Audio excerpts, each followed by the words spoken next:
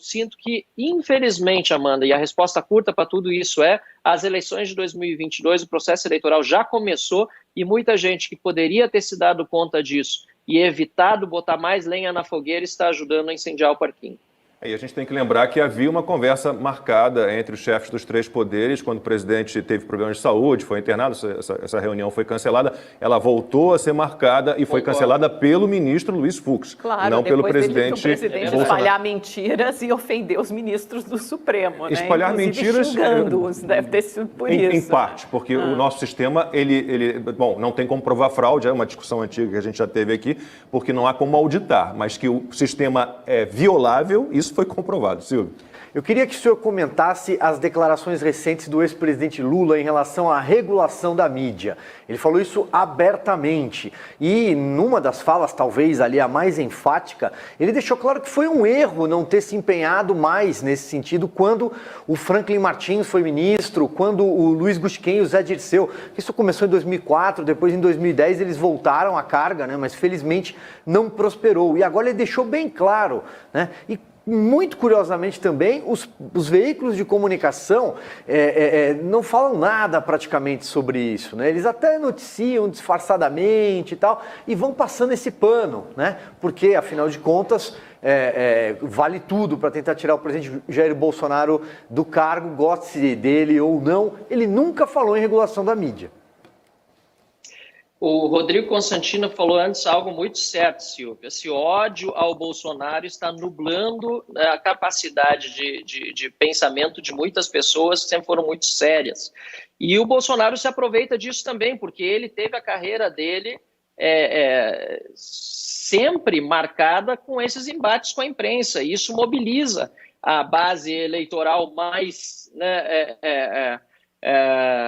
central dele, né? É o núcleo mais duro da base de apoio dele.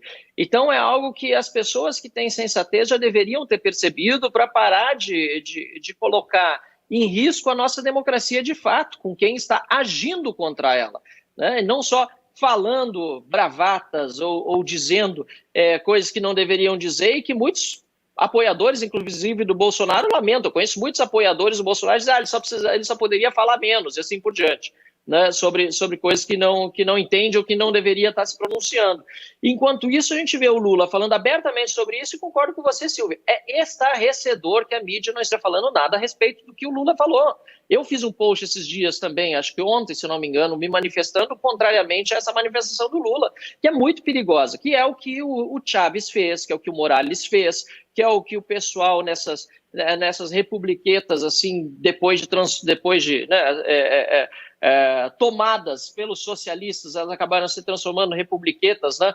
Socialistas, todo esse pessoal cumpriu esse roteiro. E Lula já está antecipadamente dizendo isso e ninguém está falando nada. Muito triste. Ele falou, literalmente, no último discurso que ele fez aí na andança pelo Nordeste, que o controle social da mídia, entenda-se censura, né, fará bem à democracia e à economia do Brasil.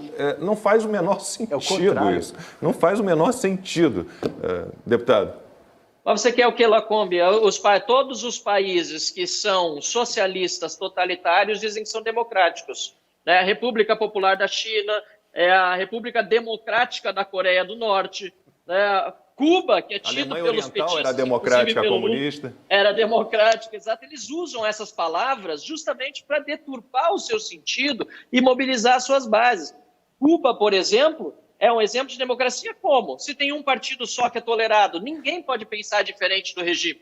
Isso é democracia?